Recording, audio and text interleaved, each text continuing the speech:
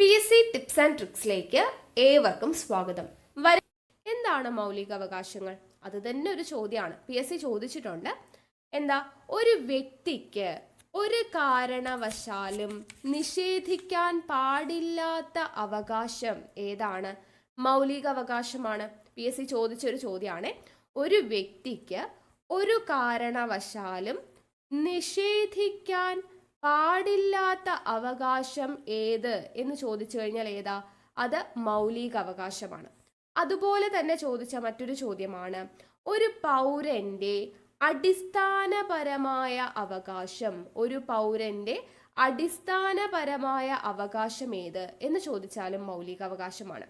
ഒരു വ്യക്തിക്ക് ഒരു കാരണവശാലും നിഷേധിക്കാൻ പാടില്ലാത്ത അവകാശം ഏതാ? മൗലിക അവകാശം. ഒരു പൗരന്റെ അടിസ്ഥാനപരമായ അവകാശം ഏതാ? മൗലിക അവകാശം. അതുപോലെ തന്നെ ഈ മൗലിക അവകാശങ്ങൾ ഗവൺമെന്റ് പോലും ലംഘിക്കാൻ പാടില്ല എന്ന് ഭരണഘടനയിൽ പ്രത്യേകം പറയുന്നുണ്ട്. ഗവൺമെന്റിന് പോലും ലംഘിക്കാൻ പാടില്ലാത്ത അവകാശമാണ് ഏത്? മൗലിക അവകാശം എന്ന് പറയുന്നത്. ഓക്കെ, അപ്പൊ ഈ 3 പോയിന്റ് കിട്ടിയല്ലോ. ഈ മൗലിക അവകാശത്തെ കുറിച്ച് നമ്മുടെ ഭരണഘടനയിൽ പ്രതിപാദിക്കുന്ന ഭാഗം സ്ഥിരം ചോദ്യമാണ്. ഭാഗം 3ലാണ് മൗലിക അവകാശങ്ങളെ കുറിച്ച് നമ്മുടെ ഇന്ത്യൻ ഭരണഘടനയിൽ പ്രതിപാദിക്കുന്നത്. ആർട്ടിക്കിൾ ചോദിച്ചാലോ, ഇന്ത്യൻ ഭരണഘടനയിൽ മൗലിക അവകാശങ്ങളെ കുറിച്ച് പ്രതിപാദിക്കുന്ന ആർട്ടിക്കിൾ ആണ് ആർട്ടിക്കിൾ 12 മുതൽ 35 വരെ. ആർട്ടിക്കിൾ 12 മുതൽ 35 വരെയുള്ള ആർട്ടിക്കിളിലാണ് മൗലിക അവകാശങ്ങളെ കുറിച്ച് പ്രതിപാദിക്കുന്നത്. ഈ മൗലിക അവകാശങ്ങൾ എന്ന് പറയുന്ന ആശയം നമ്മൾ എവിടെ നിന്നാ കടമെടുത്ത കാര്യങ്ങളൊക്കെ നമ്മൾ കോഡ് യൂസ് ചെയ്ത് പഠിച്ചിട്ടുണ്ടായിരുന്നു അല്ലേ? എവിടെ നിന്നാണ് ആശയം കടമെടുത്തത്? അമേരിക്കയുടെ കയ്യിൽ നിന്നുമാണ്. അമേരിക്കയുടെ കഥയൊക്കെ ഓർമ്മയുണ്ടോ? ഫണ്ടമെന്റൽ റൈറ്റ്സ് അല്ലേ? വക്കീലിന് നമ്മൾ പറഞ്ഞു ജഡ്ജിന് മെന്റലായി പോയി എന്നൊക്കെ പറഞ്ഞ സ്റ്റോറിയൊക്കെ പഠിച്ചിട്ടുണ്ടായിരുന്നു. അപ്പൊ അമേരിക്കയുടെ കയ്യിൽ നിന്നുമാണ് നമ്മൾ മൗലിക അവകാശങ്ങൾ, ഫണ്ടമെന്റൽ റൈറ്റ്സ് എന്ന് പറയുന്ന ഈ ഒരു ആശയം നമ്മൾ കടം കൊണ്ടിരിക്കുന്നത്. എന്നാൽ മൗലിക അവകാശങ്ങളുടെ സംരക്ഷകൻ എന്നറിയപ്പെടുന്നത് ആരാ? അത് സുപ്രീം കോടതിയാണ്. മൗലിക അവകാശങ്ങളുടെ സംരക്ഷകൻ എന്നറിയപ്പെടുന്ന സുപ്രീം കോടതിയാണ്. എന്തുകൊണ്ടാണ് അങ്ങനെ പറയുന്നത്? നമ്മൾ പറയും മൗലിക അവകാശങ്ങൾ നമുക്ക് ഏതെങ്കിലും രീതിയിൽ നിഷേധിക്കപ്പെട്ടു എന്ന് വിചാരിക്കാം. മൗലിക അവകാശങ്ങൾ നമുക്ക് ഏതെങ്കിലും രീതിയിൽ നിഷേധിക്കപ്പെട്ടു കഴിഞ്ഞാൽ നമുക്ക് എന്ത് ചെയ്യാം? നമുക്ക് കോടതിയെ സമീപിച്ച് അത് നേടിയെടുക്കാൻ പറ്റും. അതിനെയാണ് നമ്മളെന്ന് പറയാ ന്യായവാദത്തിന് അർഹമാണെന്ന് പറയും അല്ലെ? മൗലിക അവകാശങ്ങൾ ന്യായവാദത്തിന് അർഹമാണ്, അല്ലെങ്കിൽ മൗലിക അവകാശങ്ങൾ ജസ്റ്റീസിയബിൾ ആണ് എന്ന് നമ്മൾ പറയാറുണ്ട് അല്ലെ? ജസ്റ്റീസിയബിൾ ആണ്, ന്യായവാദത്തിന് അർഹമാണ് എന്ന് വെച്ചാൽ നമുക്ക് ഏതെങ്കിലും തരത്തിൽ മൗലിക അവകാശങ്ങൾ നിഷേധിക്കപ്പെട്ടു കഴിഞ്ഞാൽ നമുക്ക് കോടതി മുഖാന്തിരം അത് നേടിയെടുക്കാൻ പറ്റും. അപ്പോൾ ഈ കോടതി നമുക്കത് നേടിത്തരുന്നത് റിട്ടുകൾ ഉപയോഗിച്ചിട്ടാണ്. റിട്ടിനെ കുറിച്ചുള്ള ഡീറ്റെയിൽഡ് ക്ലാസ് അടുത്തത് വരുന്നുണ്ട്. അപ്പൊ റിട്ടുകളെ കുറിച്ചാണ്. അപ്പൊ റിട്ടുകൾ ഉപയോഗിച്ചിട്ടാണ് നമുക്ക് കോടതി ഇത് നേടിത്തരുന്നത്. അപ്പൊ അതുകൊണ്ട് തന്നെ ഈ റിട്ടുകളെ നമ്മൾ എന്തെന്ന് പറയും? മൗലിക അവകാശങ്ങളുടെ സംരക്ഷണത്തിനുള്ള ഉപകരണം എന്ന് പറയും അല്ലെ? മൗലിക അവകാശങ്ങളുടെ സംരക്ഷകൻ സുപ്രീം കോടതിയാ. ഈ സുപ്രീം കോടതി നമുക്ക് മൗലിക അവകാശങ്ങൾ നേടിത്തരുന്നത് റിട്ട് എന്ന് പറയുന്ന ഉപകരണത്തിലൂടെയാണ്. അപ്പൊ മൗലിക അവകാശങ്ങളുടെ സംരക്ഷണത്തിനുള്ള ഉപകരണം എന്ന പേരിൽ അറിയപ്പെടുന്നത് ആരാണ്? റിട്ടാണ് എന്നുള്ളത് അറിഞ്ഞിരിക്കുക. ഇനി ഭരണഘടന നിലവിൽ വരുമ്പോൾ എത്ര മൗലിക അവകാശം ഉണ്ടായിരുന്നു? ഭരണഘടന നിലവിൽ വരുമ്പോൾ 7 മൗലിക അവകാശമാണ് ഉണ്ടായിരുന്നത്. എത്ര എണ്ണം ഉണ്ടായിരുന്നു? 7 എണ്ണം. നിലവിൽ എത്ര മൗലിക അവകാശങ്ങളാണ് ഉള്ളത്? നിലവില് 6 മൗലിക അവകാശങ്ങളാണ് ഉള്ളത്. അപ്പൊ 7ൽ നിന്നും 6 കുറഞ്ഞു അല്ലെ? നമ്മൾ പഠിച്ചിട്ടുണ്ട് ഭരണഘടനയിൽ നിന്നും എന്തെങ്കിലും ഒരു കാര്യം മാറ്റാനോ നീക്കം ചെയ്യാനോ അല്ലെങ്കിൽ പുതിയതായിട്ട് എന്തെങ്കിലും ഒന്ന് ഭരണഘടനയിൽ കൂട്ടിച്ചേർക്കണമെങ്കിലോ ഭേദഗതിയിലൂടെ മാത്രമേ പറ്റത്തുള്ളൂ. ഒരു അമെൻമെന്റിലൂടെ മാത്രമേ പറ്റത്തുള്ളൂ. ഒരു പുതിയ കാര്യം കൂട്ടിച്ചേർക്കാനാണെങ്കിലും അതെ, അതുപോലെ ഒരു കാര്യത്തെ നീക്കം ചെയ്യാനുള്ളതാണെങ്കിലും ഒരു ഭരണഘടനാ ഭേദഗതിയിലൂടെ മാത്രമേ പറ്റത്തുള്ളൂ. അപ്പൊ 7 മൗലികാവകാശം എന്നത് 6 കുറയണമെങ്കിൽ ഒരെണ്ണം അവിടെ നിന്ന് നീക്കം ചെയ്യണം അല്ലെ? അങ്ങനെ നീക്കം ചെയ്യണമെങ്കിൽ അവിടെ ഒരു ഭേദഗതി വരണമല്ലോ. ആ ഭേദഗതിയാണ് ഏത്? 1978 44-ാം ഭേദഗതി. 1978 44-ാം ഭേദഗതിയിലൂടെയാണ് 7 മൗലികാവകാശങ്ങളിൽ ഒന്നായ ഏത് സ്വത്തവകാശം എന്നത് നമ്മൾ നീക്കം ചെയ്യുന്നത് 1978 44 ഭേദഗതിയിലൂടെ 7 മൗലികാവകാശങ്ങളിൽ സ്വത്തവകാശം എന്ന് പറയുന്നത് നമ്മൾ നീക്കം ചെയ്തു. മൗലികാവകാശങ്ങളുടെ പട്ടികയിൽ നിന്നും നീക്കം ചെയ്തു. അപ്പൊ സ്വത്തവകാശം ഇപ്പൊ നിലവിൽ എന്തായിട്ട് മാറി? സ്വത്തവകാശം നിയമാവകാശമായിട്ട് മാറി. അപ്പൊ നിയമാവകാശമായി മാറിയത് സ്വത്തവകാശമാണ് 44 ഭരണഘടനാ ഭേദഗതി. അപ്പൊ വർഷം ചോദിച്ചാൽ 1978 ആണ്. ഇനി ഇത് നിലവിൽ വന്നത് എന്നെന്നും പറഞ്ഞ് എടുത്തു ചോദിച്ചാൽ വർഷം 1979 ആണ്. സാധാരണഗതിയിൽ നമുക്ക് 44 ഭേദഗതിയുടെ വർഷം എന്ന് മാത്രമേ ചോദിക്കുള്ളൂ. അത് 1978. എന്നാൽ നിലവിൽ വന്നത് എന്നെന്നും പറഞ്ഞ് എടുത്തു ചോദിച്ചിട്ടുണ്ടെങ്കിൽ ആ ഓപ്ഷനിൽ 1979 ഉണ്ടെങ്കിൽ നിങ്ങൾ ആ ആൻസർ വേണം ചെയ്യാൻ വേണ്ടിയിട്ട് കേട്ടോ. ഇനി ഈ സ്വത്തവകാശം എന്ന് പറയുന്നത് 44 ഭരണഘടനാ ഭേദഗതി പ്രകാരം ഭരണഘടനയിൽ കൂട്ടിച്ചേർത്ത ഭാഗം ഏതാണ്? 3-ാം ഭാഗത്തിൽ ഇരുന്ന സ്വത്തവകാശം ഇപ്പോ 12-ാം ഭാഗത്തിലാണ് ഇരിക്കുന്നത്. 12-ാമത്തെ ഭാഗത്തിലാണ് ഇരിക്കുന്നത്. ആർട്ടിക്കിൾ എത്രയാണ്? ആർട്ടിക്കിൾ 300A നിലവിൽ സ്വത്തവകാശമുള്ളത് കേട്ടോ. ഭാഗം 12 ആർട്ടിക്കിൾ 300A നിലവിൽ സ്വത്തവകാശം ഉള്ളത്. മുൻപ് 31 എന്ന് പറയുന്ന വകുപ്പിലായിരുന്നു കേട്ടോ. 31-ാമത്തെ ആർട്ടിക്കിളിലായിരുന്നു സ്വത്തവകാശം ഉണ്ടായിരുന്നത്. ഇപ്പൊ നിലവിൽ അത് 300A കിടക്കുന്നത്. ഓക്കെ, അപ്പൊ സ്വത്തവകാശം നിലവിൽ എന്ത് അവകാശമാണ്? നിയമാവകാശമാണ്. ഓക്കെ അല്ലേ? ഇനി നമുക്ക് 6 മൗലിക അവകാശങ്ങൾ ഏതൊക്കെയാണ് എന്നുള്ളത് നോക്കാം. ഇന്ത്യൻ ഭരണഘടന ഉറപ്പു നൽകുന്ന 6 മൗലികാവകാശങ്ങൾ. 1 സമത്വത്തിനുള്ള അവകാശം. സമത്വത്തിനുള്ള അവകാശം ആർട്ടിക്കിൾ 14 മുതൽ 18 വരെയാണ് കേട്ടോ. ഇത് ഇമ്പോർട്ടൻ്റ് ആണ്, ആർട്ടിക്കിൾ ചോദിക്കും. സമത്വത്തിനുള്ള അവകാശമാണ് ആർട്ടിക്കിൾ 14 മുതൽ 18 വരെ. 2 സ്വാതന്ത്ര്യത്തിനുള്ള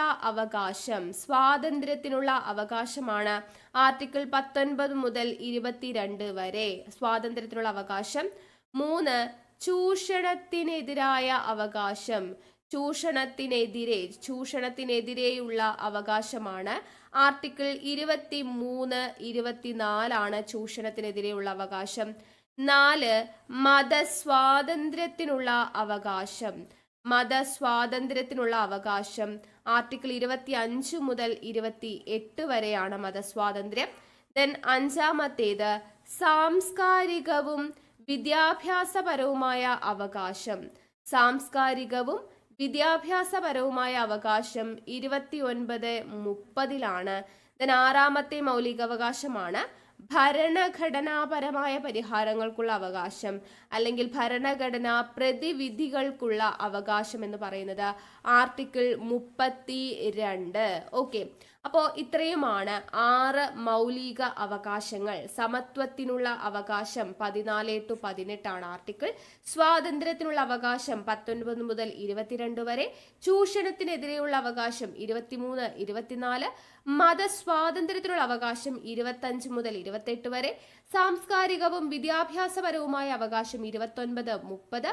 ഭരണഘടനാപരമായ പ്രതിവിധികൾക്കുള്ള അവകാശം 32. ഇതാണ് 6 മൗലിക അവകാശങ്ങൾ എന്ന് പറയുന്നത്. ഓക്കെ, അപ്പൊ ഇതിൽ ഓരോ ആർട്ടിക്കിളും എന്താണെന്ന് നമുക്ക് പഠിക്കണം. അപ്പൊ ഇവിടെ സമത്വത്തിനുള്ള അവകാശമാണ് നമ്മൾ ആദ്യം നോക്കുന്നത്. സമത്വത്തിനുള്ള അവകാശം. അപ്പോ സമത്വത്തിനുള്ള അവകാശം 14 to 18 ആണെന്ന് പറഞ്ഞു. അതിലെ 14 എന്ന് പറയുന്നത് എന്താ പറയുന്നത്? നിയമത്തിനു മുന്നിൽ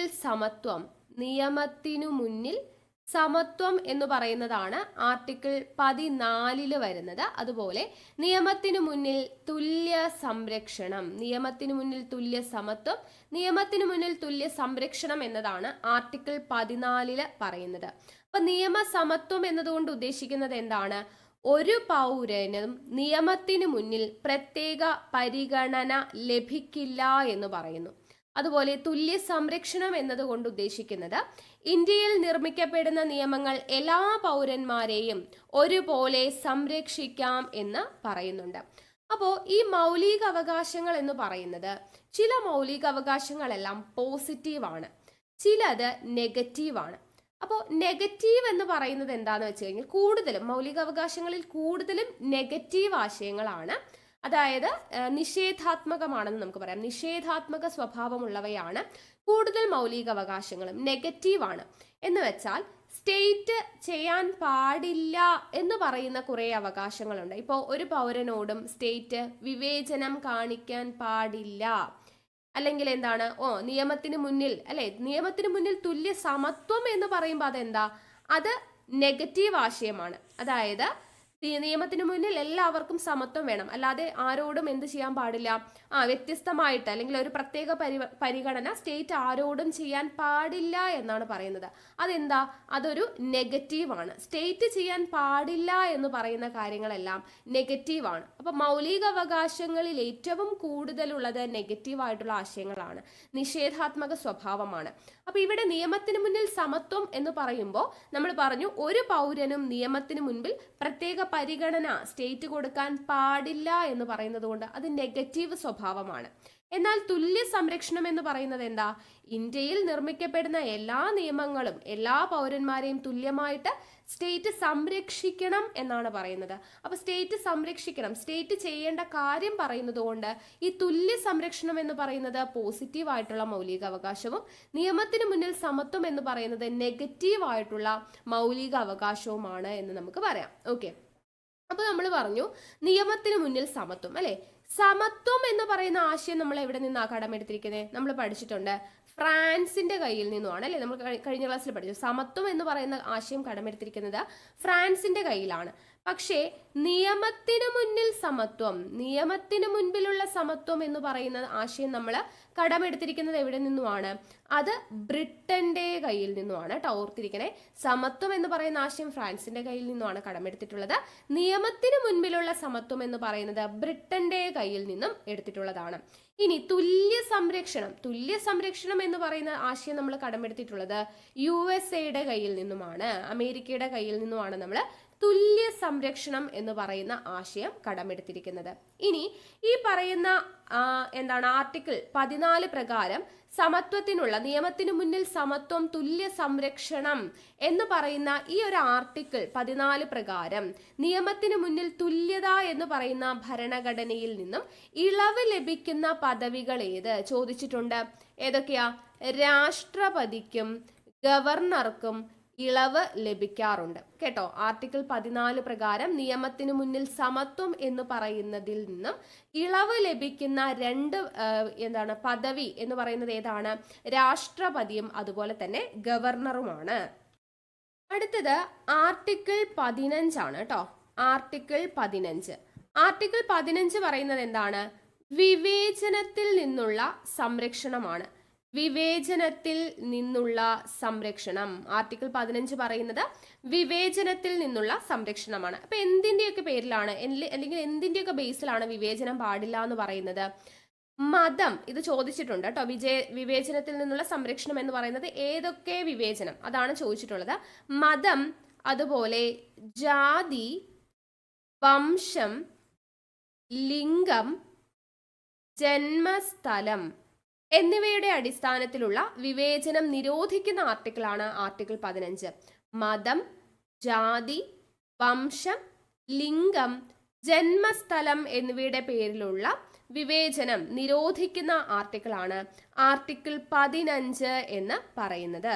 ഓക്കെ, നമ്മൾ തൊട്ട് മുൻപ് പറഞ്ഞതുപോലെ ഈ ആർട്ടിക്കിൾ 15 എന്ന് പറയുന്നതും ഒരു നെഗറ്റീവ് റൈറ്റ് ആണ്, ഒരു നിഷേധാത്മക സ്വഭാവമുള്ള റൈറ്റ് ആണ്. അതായത് ഇവിടെയും സ്റ്റേറ്റ് ചെയ്യാൻ പാടില്ല എന്ന് പറയുന്ന കാര്യങ്ങളാണ്. എങ്ങനെയാണ്, മതം, ജാതി, വംശം, ലിംഗം, ജന്മസ്ഥലം എന്നിവയുടെ പേരിൽ ഒരു പൗരനോടും സ്റ്റേറ്റ് വിവേചനം കാണിക്കാൻ പാടില്ല.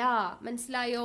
അപ്പൊ സ്റ്റേറ്റ് അങ്ങനെ ചെയ്യരുത് എന്ന് പറയുന്നത് കൊണ്ട് തന്നെ ഇതൊരു നെഗറ്റീവ് റൈറ്റ് ആണ് എന്ന് നമുക്ക് പറയാം. ആർട്ടിക്കിൾ 15 മതം, ജാതി, വംശം, ലിംഗം, ജന്മസ്ഥലം എന്നിവയുടെ പേരിൽ ഒരു പൗരനോടും സ്റ്റേറ്റ് എന്ത് ചെയ്യാൻ പാടില്ല, വിവേചനം കാണിക്കാൻ പാടില്ല എന്ന് പറയുന്നതാണ് ഏത്, ആർട്ടിക്കിൾ 15 എന്ന് പറയുന്നത്. അപ്പൊ ഇതൊരു നെഗറ്റീവ് റൈറ്റ് റൈറ്റ് ആണ് എന്ന് നമുക്ക് പറയാൻ വേണ്ടി പറ്റും. ഓക്കെ, അപ്പൊ സ്റ്റേറ്റ് ചെയ്യാൻ പാടില്ല എന്നാണ് അല്ലേ പറഞ്ഞത്. അപ്പൊ ഈ സ്റ്റേറ്റ് എന്ന് പറഞ്ഞു കഴിഞ്ഞാൽ എന്താണ്?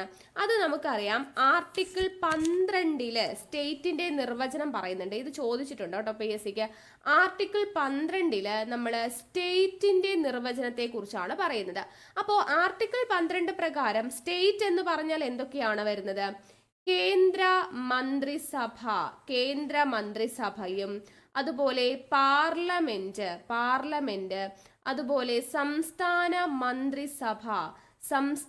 മന്ത്രിസഭ, നിയമസഭ, അതുപോലെ തന്നെ തദ്ദേശ സ്വയംഭരണ സ്ഥാപനങ്ങൾ, സർക്കാർ അർദ്ധ സർക്കാർ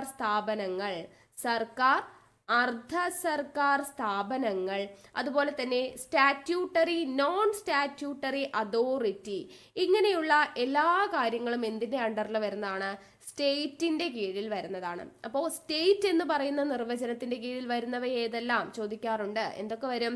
കേന്ദ്ര മന്ത്രിസഭ വരും, പാർലമെന്റ് വരും, സംസ്ഥാന മന്ത്രിസഭ വരും, നിയമസഭ വരും, തദ്ദേശ സ്വയംഭരണ സ്ഥാപനങ്ങൾ വരും, സർക്കാർ അർദ്ധ സർക്കാർ സ്ഥാപനങ്ങൾ വരും, സ്റ്റാറ്റ്യൂട്ടറി, നോൺ സ്റ്റാറ്റ്യൂട്ടറി അതോറിറ്റികൾ ഇതിന്റെ കീഴിൽ വരും കേട്ടോ. അപ്പൊ ഇതെല്ലാം എന്തിന്റെ അണ്ടറിൽ വരുന്നതാണ്? സ്റ്റേറ്റിന്റെ കീഴിൽ വരുന്നതാണ്. അപ്പൊ സ്റ്റേറ്റ് ചെയ്യാൻ പാടില്ല എന്ന് പറയുന്ന കാര്യങ്ങളാണ് നെഗറ്റീവ് റൈറ്റ് എന്ന് പറഞ്ഞു. ആർട്ടിക്കിൾ 14 നിയമത്തിന് മുന്നിൽ സമത്വം, അതായത് ഒരു വ്യക്തിയെയും പ്രത്യേക കൺസിഡറേഷൻ സ്റ്റേറ്റ് കൊടുക്കാൻ പാടില്ല എന്ന് പറയുന്നത് കൊണ്ട് അത് നെഗറ്റീവ് റൈറ്റ് ആണ്. ആർട്ടിക്കിൾ 15 വിവേചനത്തിൽ നിന്നുള്ള നിരോധനം എന്ന് പറയുന്നത് അതെന്താണ്? മതം, ജാതി, വംശം, ലിംഗം, ജന്മസ്ഥലം എന്നിവയുടെ പേരിൽ ഒരു പൗരനോടും വിവേചനം സ്റ്റേറ്റ് കാണിക്കാൻ പാടില്ല എന്ന് പറയുന്നത് കൊണ്ട് അതും ഒരു നെഗറ്റീവ് റൈറ്റ് ആണ് എന്ന് നമുക്ക് പറയാൻ പറ്റും. ഓക്കെ, ഇനി അടുത്തത് ആർട്ടിക്കിൾ 16 ആണ് പറയുന്നത്. ആർട്ടിക്കിൾ 16 പറയുന്നത് എന്താണ്? അവസര സമത്വത്തെ കുറിച്ചാണ് പറയുന്നത്. എന്തിനെ കുറിച്ചാണ് പറയുന്നത്? അവസര സമത്വം എന്ന് പറയുമ്പോൾ എന്താണ്? പൊതു നിയമനങ്ങളിലെ അവസര സമത്വം ഉറപ്പുവരുത്തുന്നു. അതായത് സമത്വത്തെ സംബന്ധിച്ച് ഇന്ത്യൻ ഭരണഘടനയിൽ എന്താണ് പറയുന്നത്? നമുക്ക് 2 കാര്യങ്ങളാണ്. ഇന്ത്യൻ ഭരണഘടനയുടെ ആമുഖം പഠിച്ചപ്പോൾ നമ്മൾ പറഞ്ഞില്ലേ, തുല്യ പദവി അവസര സമത്വം എന്ന് പറയുന്ന 2 കാര്യങ്ങളാണ് നമുക്ക് ആമുഖത്തിൽ പ്രതിപാദിക്കുന്നത്. തുല്യ പദവി അവസര സമത്വം എന്ന് പറയുന്നത് അതായത് സമൂഹത്തിലെ എല്ലാ വിഭാഗങ്ങൾക്കും തുല്യ അവസരങ്ങൾ അനുഭവിക്കാൻ കഴിയുക എന്നുള്ളതാണ് ഇവിടെ പറയുന്നത്. സമൂഹത്തിൽ എല്ലാ വിഭാഗങ്ങൾക്കും തുല്യ അവസരങ്ങൾ അനുഭവിക്കാൻ കഴിയുക, അതാണ് ആർട്ടിക്കിൾ 16 പറയുന്നത്, അവസര സമത്വം. ഇവിടെ അവസര സമത്വം പറയുന്നുണ്ടെങ്കിലും ചില പിന്നാക്കം നിൽക്കുന്ന വിഭാഗങ്ങൾ, അതായത് സാമൂഹികപരമായിട്ടാവാം, സാമ്പത്തികപരമായിട്ടാവാം, അങ്ങനെ പിന്നോക്കം നിൽക്കുന്ന കുറച്ചു പേർക്ക്, അതുപോലെ സ്ത്രീകൾ, കുട്ടികൾ, അവരുടെയൊക്കെ ഉന്നമനത്തിന് വേണ്ടിയിട്ട് ചില പ്രത്യേക പദ്ധതികളൊക്കെ ഗവൺമെന്റിന് നടപ്പിലാക്കാവുന്നതാണ് എന്നും കൂടെ ഇവിടെ പറയുന്നുണ്ട്. അതായത് എന്താ? സംവരണത്തെ കുറിച്ച് ഇവിടെ പ്രതിപാദിക്കുന്നുണ്ട്. അപ്പൊ നമുക്ക് പറയാം, സംവരണത്തെ കുറിച്ച് പ്രതിപാദിക്കുന്ന ആർട്ടിക്കിൾ ഏത് എന്ന് ചോദിച്ചു കഴിഞ്ഞാൽ ആർട്ടിക്കിൾ 16 ആണ്. ഓക്കെ, ചില പിന്നാക്ക വിഭാഗത്തിൽ നിൽക്കുന്ന ആളുകൾ സ്ത്രീകൾക്കും കുട്ടികൾക്കും വേണ്ടി പ്രത്യേക പദ്ധതികളെല്ലാം തയ്യാറെടുക്കാനുള്ള അവകാശം ആർക്കുണ്ട്? ഗവൺമെന്റിനുണ്ട്, സ്റ്റേറ്റിനുണ്ട്. അപ്പൊ അതുകൊണ്ട് തന്നെ നമുക്ക് പറയാം സംവരണത്തെ കുറിച്ച് പ്രതിപാദിക്കുന്ന ആർട്ടിക്കിൾ ഏത് എന്ന് ചോദിച്ചു കഴിഞ്ഞാൽ ആർട്ടിക്കിൾ 16 ആണെന്ന് പറയാം.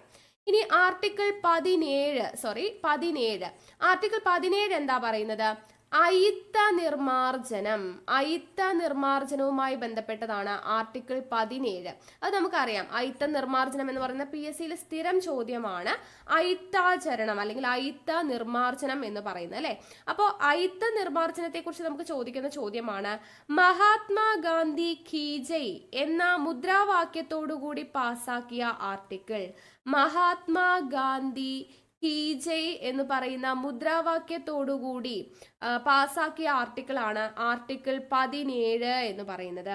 അതുപോലെ അസ്പൃശ്യത അതല്ലെങ്കിൽ അൺടച്ചബിലിറ്റി നിരോധനം വ്യവസ്ഥ ചെയ്യുന്ന ആർട്ടിക്കിൾ ഏതെന്ന് ചോദിച്ചാൽ ആർട്ടിക്കിൾ 17 ആണ്. അപ്പൊ അയിത്ത നിർമാർജനവുമായി ബന്ധപ്പെട്ട ആർട്ടിക്കിൾ, അസ്പൃശ്യത നിരോധനം വ്യവസ്ഥ ചെയ്യുന്ന ആർട്ടിക്കിൾ, മഹാത്മാഗാന്ധി കെ ജെ എന്ന് പറയുന്ന മുദ്രാവാക്യത്തോടു കൂടി പാസാക്കിയ ആർട്ടിക്കിളൊക്കെ ചോദിച്ചു ചോദിച്ചു കഴിഞ്ഞാൽ ഏതാണ്? ആർട്ടിക്കിൾ 17 ആണ്. 17. അപ്പൊ ഇവിടെ ഒരു വർഷവും കൂടെ നിങ്ങൾ ഓർത്തിരിക്കണം.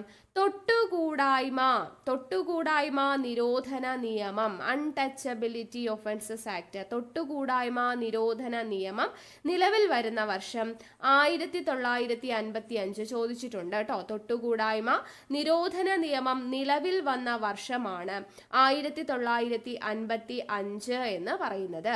പക്ഷെ അയിത്തം എന്ന് പറയുന്ന ഈ ഒരു പദം ഭരണഘടനയിലോ ഈ ആക്ടിലോ എവിടെയും തന്നെ എന്താണ് നിർവചിച്ചിട്ടില്ല. ഓക്കെ, അയിത്തം എന്ന് പറയുന്ന ഈ പദം ഭരണഘടനയിലോ ഈ ആക്ടിലോ എവിടെയും തന്നെ നിരോധിച്ചിട്ടില്ല. 1976 ഒരു ഭേദഗതിയിലൂടെ തൊട്ടുകൂടായ്മ നിരോധനത്തിന് പുതിയൊരു പേര് കൊണ്ടുവന്നിട്ടുണ്ട്. Protection of the civil rights act ആണ് ആ പേര് കേട്ടോ. പുതിയ പേരെന്താണ്? Protection of the civil rights act എന്നാണ് കേട്ടോ. Protection of the civil rights act എന്നതാണ് പുതിയ പേര്. അപ്പൊ അയിത്തം എന്ന് പറയുന്ന പേര് ഇവിടെ ഇല്ല. അപ്പൊ 1976 കേട്ടോ. 1976 ഭേദഗതിയിലൂടെ തൊട്ടുകൂടായ്മ നിരോധന നിയമത്തിന് ലഭിച്ച പുതിയ പേരാണ് protection of the civil rights act എന്ന് പറയുന്നത്. അപ്പൊ അയിത്തം എന്ന് പറയുന്ന പദം ഇപ്പൊ ഭരണഘടനയിൽ എവിടെയും തന്നെ പ്രതിപാദിക്കുന്നില്ല എന്ന് നമുക്ക് പറയാൻ പറ്റും. ഓക്കെ, ഇനി ആർട്ടിക്കിൾ 18.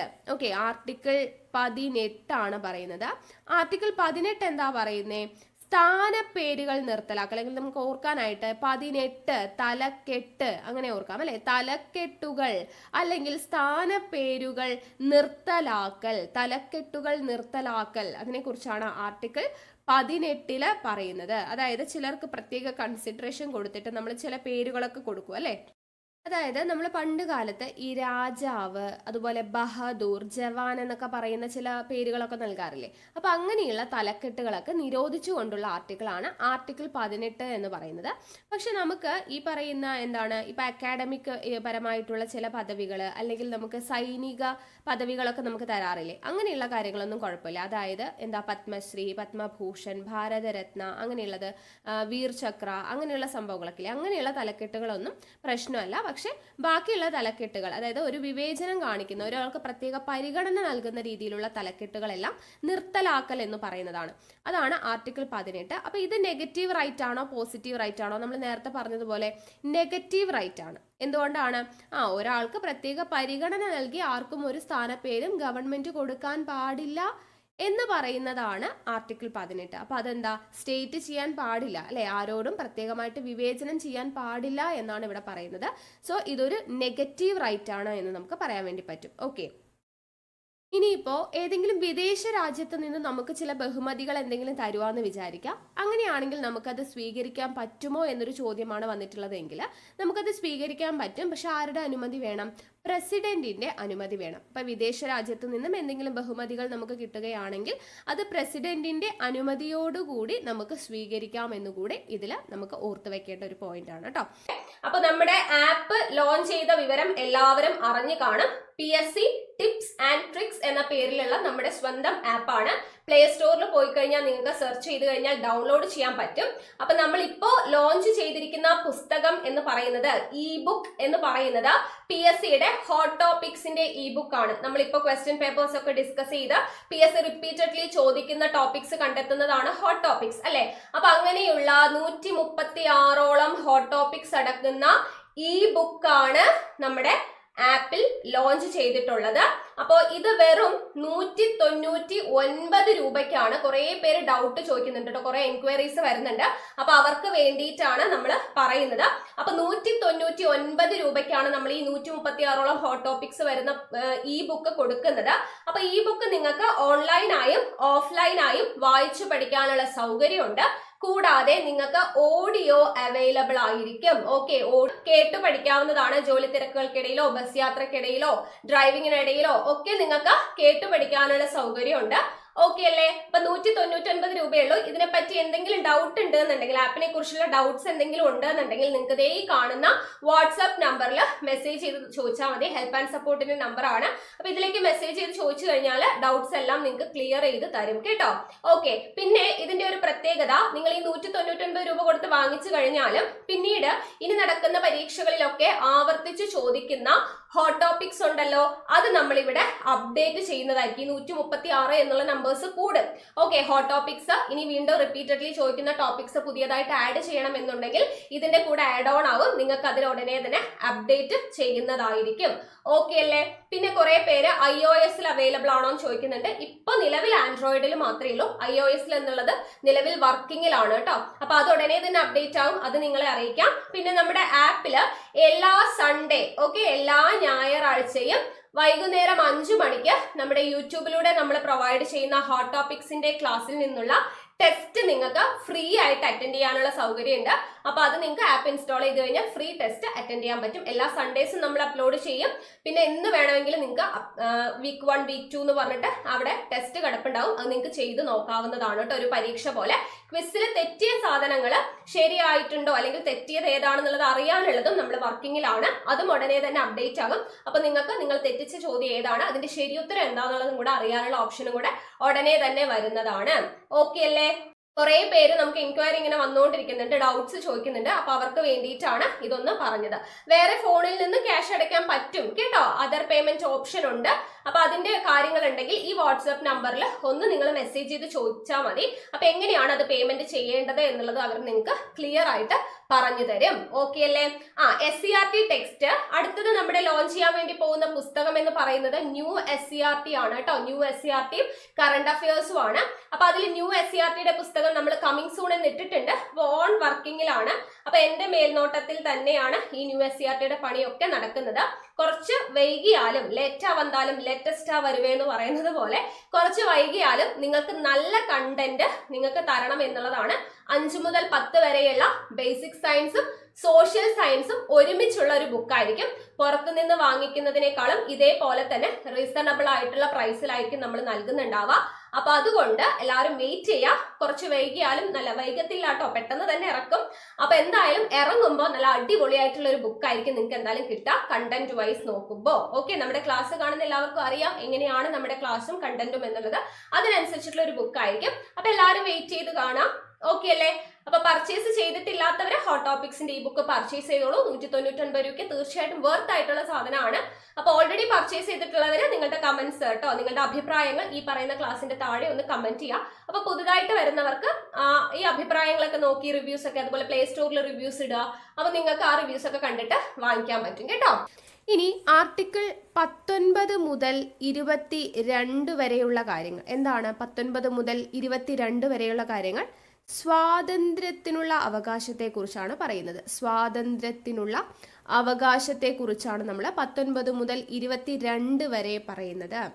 അപ്പോൾ മൗലിക അവകാശങ്ങളുടെ നട്ടെല്ല് എന്നറിയപ്പെടുന്നത് ആർട്ടിക്കിൾ 19 മുതൽ 22 വരെയുള്ള സ്വാതന്ത്ര്യത്തിനുള്ള അവകാശമാണ്. സ്വാതന്ത്ര്യത്തിനുള്ള അവകാശം 19 to 22 മൗലിക അവകാശങ്ങളുടെ നട്ടെല്ല് എന്ന പേരിലാണ് അറിയപ്പെടുന്നത്. അപ്പോൾ സ്വാതന്ത്ര്യം എന്ന് പറയുമ്പോൾ എന്തിനൊക്കെയുള്ള സ്വാതന്ത്ര്യമാണ്? ചിന്തിക്കുവാനുള്ള സ്വാതന്ത്ര്യം, ആവിഷ്കാരത്തിന്റെ സ്വാതന്ത്ര്യം, അവയുടെ പ്രയോഗത്തിന്റെ സ്വാതന്ത്ര്യം. ഓക്കെ, ഇപ്പൊ ചിന്തിക്കുവാനും ആവിഷ്കാരത്തിനും അവയുടെ പ്രയോഗത്തിനും ഒക്കെയുള്ള സ്വാതന്ത്ര്യമാണ് സ്വാതന്ത്ര്യത്തിനുള്ള അവകാശം എന്നതുകൊണ്ട് നമ്മൾ ഉദ്ദേശിക്കുന്നത്. അപ്പൊ 19 മുതൽ 22 വരെയാണ് സ്വാതന്ത്ര്യത്തിനുള്ള അവകാശം. അതിൽ ആർട്ടിക്കിൾ 19 എന്ന് പറയുന്നത് എന്താണ്? 6 മൗലിക സ്വാതന്ത്ര്യങ്ങളെ കുറിച്ചാണ് പറയുന്നത്.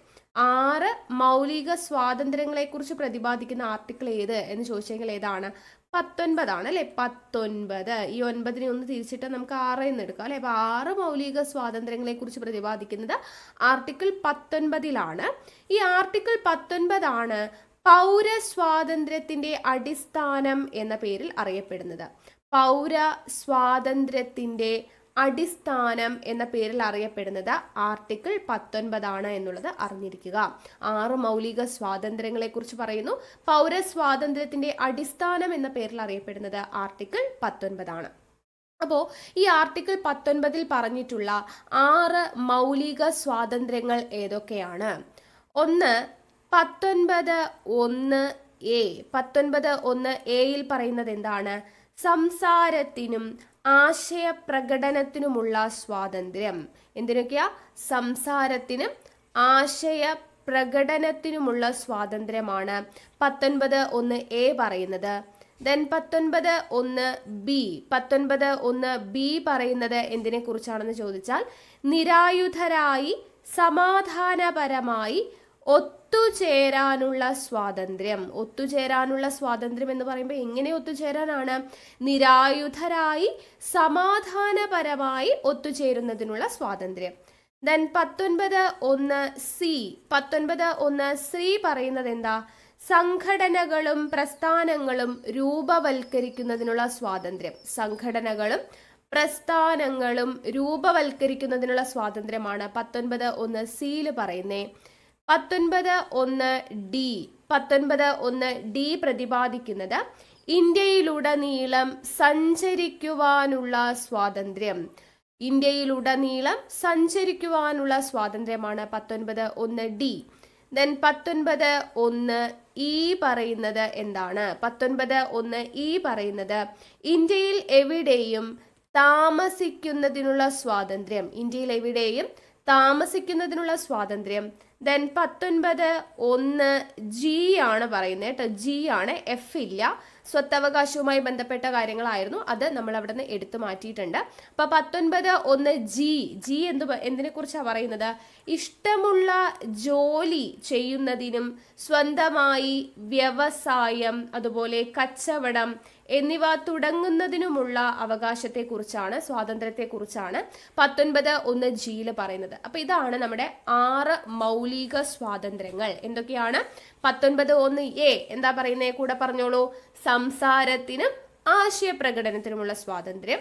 19(1)(b) എന്ന് പറയുന്നത് നിരായുധരായി സമാധാനപരമായി ഒത്തുചേരാനുള്ള സ്വാതന്ത്ര്യം. 19(1)(c) പറയുന്നത് സംഘടനകളും പ്രസ്ഥാനങ്ങളും രൂപവൽക്കരിക്കുന്നതിനുള്ള സ്വാതന്ത്ര്യം. 19(1)(d) പറയുന്നത് ഇന്ത്യയിലുടനീളം സഞ്ചരിക്കുവാനുള്ള സ്വാതന്ത്ര്യം.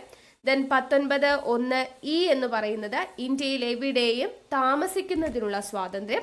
19(1)(g) പറയുന്നത് ഇഷ്ടമുള്ള ജോലി ചെയ്യുന്നതിനും വ്യവസായം, കച്ചവടം എന്നിവ തുടങ്ങുന്നതിനുമുള്ള സ്വാതന്ത്ര്യത്തെ കുറിച്ചാണ് പറയുന്നത്. ഓക്കെ, അപ്പൊ 6 മൗലിക സ്വാതന്ത്ര്യങ്ങൾ, ആർട്ടിക്കിൾ 19 പറയുന്ന 6 മൗലിക സ്വാതന്ത്ര്യങ്ങൾ എന്താണെന്ന് നമ്മൾ പഠിച്ചു അല്ലെ.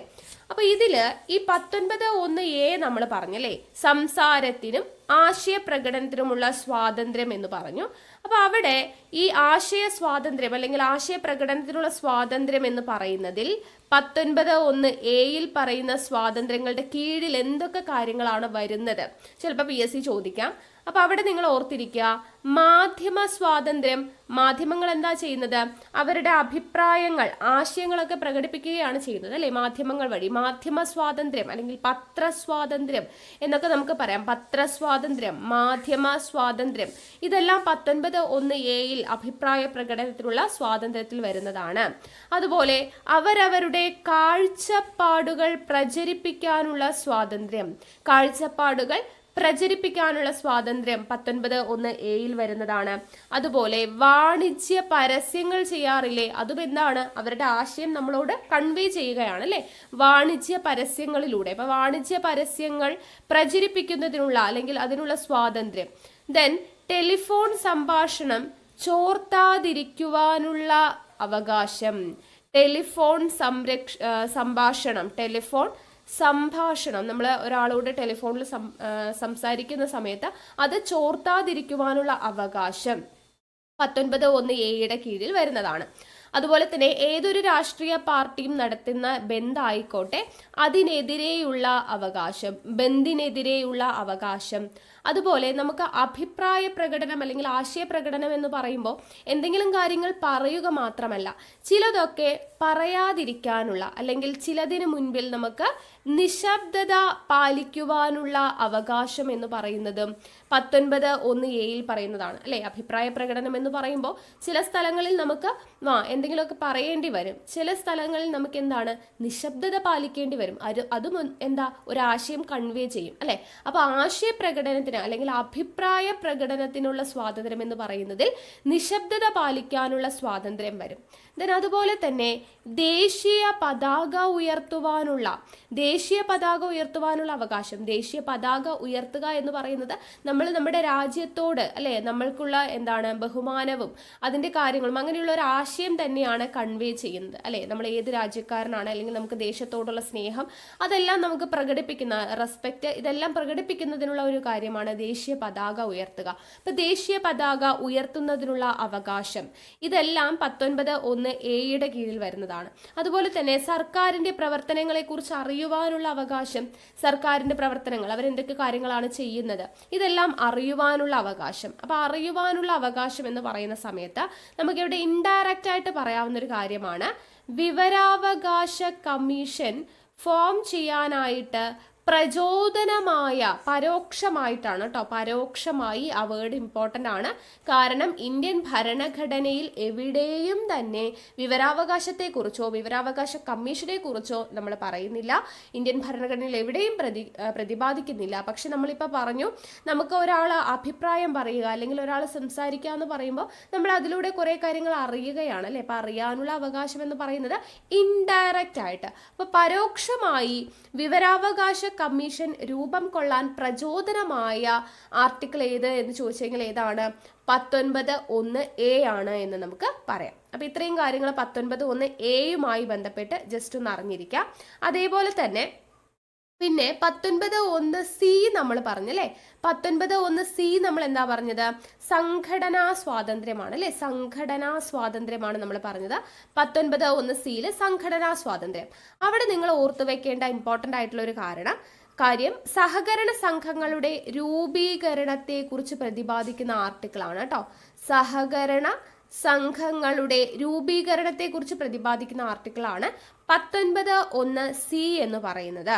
അപ്പൊ സഹകരണ സംഘങ്ങൾ എന്ന് പറയുന്ന സംഭവം ഇങ്ങനെ കൂട്ടിച്ചേർത്തതാണ് പുതിയതായിട്ട് ഈ ഒരു ആർട്ടിക്കിളിലോട്ട്. ആദ്യം സഹകരണ സംഘം എന്ന് പറയുന്നത് ഒരു ഭരണഘടനാ സ്ഥാപനമായിരുന്നില്ല. നിലവിൽ അതൊരു ഭരണഘടനാ സ്ഥാപനമാണ്. 19(1)(c)യിൽ കൂട്ടിച്ചേർത്തതാണ്. നമ്മൾ പഠിച്ചു ഒരു ഭരണഘടനയിൽ ഇല്ലാത്ത പുതിയൊരു കാര്യം കൂട്ടിച്ചേർക്കണമെങ്കിൽ ഒരു ഭേദഗതിയിലൂടെ പറ്റത്തുള്ളൂ അല്ലെ. അപ്പൊ ആ ഭേദഗതി ഏതാന്ന് ചോദിച്ചാല് 97-ാം ഭേദഗതി 2011 സഹകരണ സംഘം എന്ന് പറയുന്ന വാക്ക് 19(1)(c)യിൽ കൂട്ടിച്ചേർത്തത്. സഹകരണ സംഘം എന്ന് പറയുന്ന വാക്ക് 19(1)(c)യിൽ കൂട്ടിച്ചേർത്ത ഭേദഗതി ഏതാണ്? 97-ാം ഭേദഗതി 2011 എന്നുള്ളത് ഓർത്തിരിക്കുക. ഈ 97-ാം ഭേദഗതിയിലൂടെ പുതുതായി കൂട്ടിച്ചേർത്ത ഒരു ഭാഗം എന്ന് പറയുന്നത് 9B എന്ന് പറയുന്ന ഭാഗമാണ് പുതിയതായിട്ട് കൂട്ടിച്ചേർത്തത്. അതും കൂടെ ഓർത്തിരിക്കുക. ഓക്കെ, അപ്പൊ ഇത്രയും കാര്യങ്ങൾ ഇവിടെ ഒന്ന് മനസ്സിലാക്കി വെക്കുക. അപ്പൊ ആർട്ടിക്കിൾ 19 നമ്മൾ പറഞ്ഞു കഴിഞ്ഞു. ഇനി അടുത്തത് ആർട്ടിക്കിൾ 20 ആണ് പറയുന്നത്. ആർട്ടിക്കിൾ 20 പറയുന്നത് എന്താ? കുറ്റങ്ങൾ സ്ഥാപിക്കുന്നത് സംബന്ധിച്ചുള്ള സംരക്ഷണമാണ് കേട്ടോ. കുറ്റങ്ങൾ സ്ഥാപിക്കുന്നത് സംബന്ധിച്ചുള്ള സംരക്ഷണമാണ് ആർട്ടിക്കിൾ 20 പറയുന്നത്. അപ്പോൾ ഇവിടെ നമുക്ക് 2-3 കാര്യങ്ങൾ, അതായത് 3 ഹെഡിങ്ങിന്റെ കീഴിൽ നമുക്ക് പഠിക്കാനായിട്ടുണ്ട്. അതായത് ആദ്യത്തെ point no ex post facto law എന്ന് പറയും. നോ എക്സ്പോസ്ഡ് ഫാക്ട് ലോ എന്ന് പറഞ്ഞാൽ എന്താണ്? ഫാക്ടോ എന്നാണ് കേട്ടോ. Facto law. No ex post facto law എന്ന് പറഞ്ഞു കഴിഞ്ഞാൽ അതായത് ഒരാള് ഇപ്പോൾ ഒരു കുറ്റം ചെയ്തിട്ടുണ്ട് എന്നുണ്ടെങ്കിൽ അയാൾ ചെയ്യുന്ന കുറ്റം ഇപ്പോൾ ഈ വർഷമാണ് കുറ്റം ചെയ്തത്, അയാൾക്ക് ശിക്ഷ വിധിക്കുന്നത് ഒരു 4-5 കൊല്ലം കഴിഞ്ഞിട്ടാണെന്ന് വിചാരിച്ചോളൂ.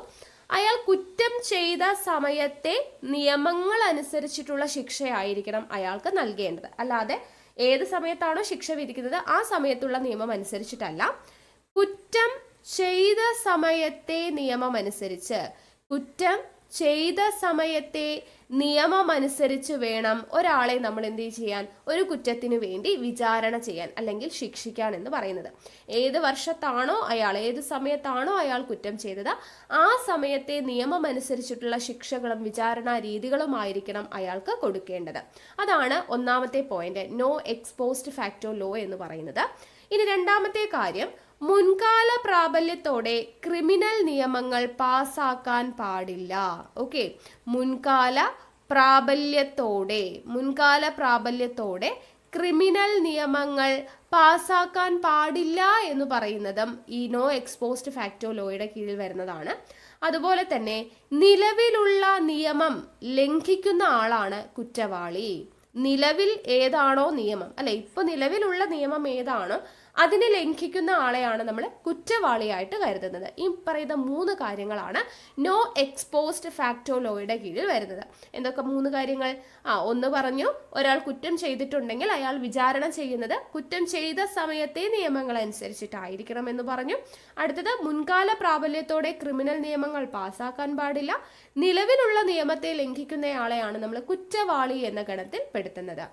ഇനി അടുത്ത ഒരു ഭാഗം ആർട്ടിക്കിൾ 20 വരുന്നതാണ് നോ ഡബിൾ ജിയോപാർഡി എന്നാണ് പറയുക. നോ ഡബിൾ ജിയോപാർഡി എന്ന് വെച്ചാൽ ഒരു കുറ്റത്തിന് ഒരു വ്യക്തിയെ ഒന്നിലധികം തവണ ശിക്ഷിക്കാനോ പ്രോസിക്യൂട്ട് ചെയ്യുവാനോ പാടില്ല. ഒരു കുറ്റം ചെയ്ത ഒരു വ്യക്തിയെ ഒന്നിലധികം തവണ, ഒരു കുറ്റത്തിന് ഒരു വ്യക്തിയെ ഒന്നിലധികം തവണ പ്രോസിക്യൂട്ട് ചെയ്യാനോ ശിക്ഷിക്കാനോ പാടില്ല എന്ന് പറയുന്നതാണ് നോ ഡബിൾ ജിയോപാർഡി എന്ന് പറയുന്നത്. ദെൻ അടുത്തതാണ് no self incrimination. No self incrimination എന്ന് വെച്ചാൽ എന്താണ്? അതായത് ഒരു വ്യക്തിയെ അയാൾക്കെതിരെ തന്നെ തെളിവുകൾ നൽകാൻ പ്രേരിപ്പിക്കാൻ പാടില്ല. അതുകൊണ്ടാണ് നമ്മൾ പോലീസ് സ്റ്റേഷനിൽ നമ്മൾ കോടതിയിൽ കൊണ്ടുപോകുമ്പോൾ പോലീസുകാർ ഇയാളെ ഉപദ്രവിച്ചോ എന്ന് ചോദിക്കാറുണ്ട്. അതായത് അയാളെ അടിച്ച് പരിക്കേൽപ്പിച്ച് കുറ്റം സമ്മതിക്കുവാനുള്ള ശ്രമം നടന്നോ എന്നതുകൊണ്ടാണ് അങ്ങനെ ചോദിക്കുന്നത്. മനസ്സിലായോ? അപ്പോൾ ഒരാളെ കുറ്റം അയാൾക്ക് സ്വന്തമായിട്ട് തെളിവുകൾ നൽകാനായിട്ട് പ്രേരിപ്പിക്കാൻ പാടില്ല. ശാരീരിക ഉപദ്രവങ്ങളൊക്കെ ഒരുപാട് ഉപദ്രവിച്ചു കഴിഞ്ഞാൽ ചിലപ്പോൾ ചെയ്യാത്ത ആൾ പോലും കുറ്റം സമ്മതിച്ചു പോകും, അല്ലെ? അപ്പൊ അങ്ങനെ ഒരു സിറ്റുവേഷൻ വരാൻ പാടില്ല. ഒരു വ്യക്തിയെ അയാൾക്കെതിരെ തന്നെ തെളിവുകൾ നൽകാൻ പ്രേരിപ്പിക്കാൻ പാടില്ല എന്ന് പറയുന്നതാണ് നോ സെൽഫ് ഇൻക്രിമിനേഷൻ എന്ന് പറയുന്നത്. അപ്പോൾ ആർട്ടിക്കിൾ 20 കീഴിൽ വരുന്ന കാര്യങ്ങൾ മനസ്സിലായല്ലോ. No ex post facto law, no double jeopardy, no self incrimination. ഓരോന്നും എന്താണെന്നുള്ളത് വ്യക്തമായിട്ട് മനസ്സിലായെന്ന് വിശ്വസിക്കുന്നു. ഓക്കെ, ഇനി അടുത്തത് ആർട്ടിക്കിൾ 21 പറയുന്നത്.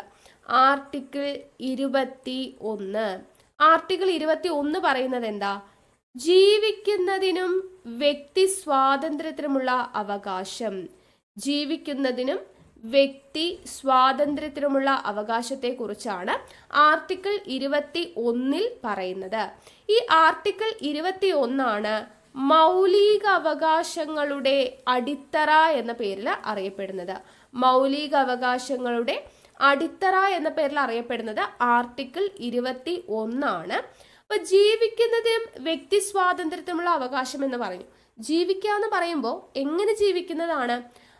ഭയം കൂടാതെ അഭിമാനത്തോടെ നമുക്ക് അന്തസ്സോടെ ജീവിക്കാൻ പറ്റണം. അല്ലാതെ ഒരാളുടെ അടിമയായി ജീവനെ ഭയന്നുകൊണ്ട് ജീവിക്കുന്നതിനുള്ള സ്വാതന്ത്ര്യമല്ല. ഭയമൊന്നും കൂടാതെ അഭിമാനത്തോടെ അന്തസ്സോടെ ജീവിക്കുന്നതിനുള്ള സ്വാതന്ത്ര്യം എന്നതാണ് ആർട്ടിക്കിൾ 21, ജീവിക്കുന്നതിനും വ്യക്തി സ്വാതന്ത്ര്യത്തിനുള്ള അവകാശം എന്ന് പറയുന്നത്. അപ്പോൾ ഈ ജീവിക്കുന്നതിനും വ്യക്തി സ്വാതന്ത്ര്യത്തിനുള്ള അവകാശങ്ങളുടെ കീഴിൽ വരുന്ന കാര്യങ്ങളാണ്. ഒന്ന്, പൊതുസ്ഥലങ്ങളിൽ പുകവലി നിരോധിച്ചത്. പൊതുസ്ഥലങ്ങളിൽ പുകവലി നിരോധിക്കുക എന്ന് പറയുന്നത് നമ്മൾ കേട്ടിട്ടുള്ളതാണ്, അല്ലെ? പൊതുസ്ഥലങ്ങളിൽ പുകവലിക്കാൻ പാടില്ല. അപ്പൊ എന്തുകൊണ്ടാണ് അത് നിരോധിച്ചത്? നമ്മുടെ ജീവൻ അപകടമാകുമെന്ന് പറഞ്ഞിട്ടാണോ? അല്ല. അങ്ങനെയാണെങ്കിൽ സിഗരറ്റ് വലിക്കരുത് എന്ന് മാത്രം പറഞ്ഞാൽ മതിയല്ലോ. പൊതുസ്ഥലങ്ങളിൽ പുകവലിക്കരുത് എന്ന് പറയുന്നതിന് കാരണം എന്താണ്? നമ്മൾ പുകവലിക്കുന്ന ആള് പുകവലിക്കുന്നത് കൊണ്ട് അതിന്റെ പുക ശ്വസിച്ച് മറ്റുള്ള ആളുകൾക്ക് അതുകൊണ്ടുള്ള ഉപദ്രവം ഉണ്ടാവുന്നുണ്ട്, അല്ലെ? അപ്പൊ മറ്റുള്ളവരുടെ ജീവന് ഭീഷണിയാവുന്ന ഒരു പ്രവർത്തനമാണ് പൊതുസ്ഥലങ്ങളിൽ നിന്ന് പുകവലിക്കുന്നത്. അപ്പൊ അവർക്ക് ജീവിക്കുവാനുള്ള സ്വാതന്ത്ര്യം നമ്മൾ തടയാൻ പാടില്ല. അവർക്കാണ് അതിന്റെ ഉപദ്രവവും ദോഷവും അവരുടെ അസുഖങ്ങളൊക്കെ ബുദ്ധിമുട്ടുകളൊക്കെ മറ്റുള്ളവർക്ക്, ആ പുക ശ്വസിക്കുന്നവർക്കും ഉണ്ടാവും അല്ലെ. അപ്പൊ അവരുടെ ജീവിക്കുന്നതിനുള്ള സ്വാതന്ത്ര്യം ഇല്ലാതാക്കുകയാണ് നമ്മൾ ചെയ്യുന്നത്. അതുകൊണ്ടാണ് പൊതുസ്ഥലങ്ങളിൽ പുകവലിക്കാൻ പാടില്ല എന്ന് പറയുന്നത് ആർട്ടിക്കിൾ 21 കീഴിൽ വരുന്നത്. അപ്പൊ ഈ ഒരു ആർട്ടിക്കിൾ അടിസ്ഥാനമാക്കിയാണ് പൊതുസ്ഥലങ്ങളിൽ പുകവലിക്കരുത് എന്ന് പറയുന്ന നിയമം വന്നിട്ടുള്ളത്. അതുപോലെ തന്നെയാണ് ഒരു പൗരന് സ്വന്തം ഇഷ്ടാനുസരണം ജീവിത പങ്കാളിയെ തിരഞ്ഞെടുക്കാനുള്ള അവകാശം ലഭിച്ചിട്ടുള്ളതും ഈ ഒരു ആർട്ടിക്കിൾ പ്രകാരമാണ്. ജീവിക്കുന്നതിനും വ്യക്തി സ്വാതന്ത്ര്യവുമുണ്ട് അല്ലെ, വ്യക്തി സ്വാതന്ത്ര്യവുമുണ്ട്. അപ്പൊ ഇഷ്ടമുള്ള ഒരു പങ്കാളിയെ തിരഞ്ഞെടുക്കുന്നതിനുള്ള അവകാശം ഏതിലാണ് വരുന്നത്? ഇഷ്ടമുള്ള പങ്കാളിയെ തിരഞ്ഞെടുക്കുന്നതിനുള്ള, ജീവിത പങ്കാളിയെ തിരഞ്ഞെടുക്കുന്നതും ആർട്ടിക്കിൾ 21 കീഴിൽ വരുന്നതാണ്. അതുപോലെ തന്നെയാണ് പ്രൈവസി, സ്വകാര്യതയ്ക്കുള്ള അവകാശം. സ്വകാര്യതയ്ക്കുള്ള അവകാശം മൗലിക അവകാശം ആയിട്ട് മാറിയിട്ടുണ്ട് അല്ലെ. അപ്പൊ സ്വകാര്യതയ്ക്കുള്ള അവകാശം ഉൾപ്പെടുന്നത് ആർട്ടിക്കിൾ 21 അപ്പൊ സ്വകാര്യതയ്ക്കുള്ള അവകാശം മൗലിക അവകാശമാണ് എന്ന് വിധി പ്രഖ്യാപിച്ച കേസാണ് KS Puttaswamy case. KS Puttaswamy versus union of India 2017 ആണ് കേട്ടോ. 2017 KS പുട്ടസ്വാമി കേസാണ് സ്വകാര്യതയ്ക്കുള്ള അവകാശം മൗലിക അവകാശമായിട്ട് പ്രഖ്യാപിച്ച കേസ് എന്നുള്ളത് ഓർത്തിരിക്കുക. KS പുട്ടസ്വാമി കേസ് കേട്ടോ. അപ്പൊ ഇത്രയും കാര്യങ്ങൾ ആർട്ടിക്കിൾ 21 ബന്ധപ്പെടുത്തി ഓർത്തിരിക്കുക. ഇനി next article 21A. Article 21A ആണ് പറയുന്നത്. Article 21A. 21A പറയുന്നത് എന്താണ്?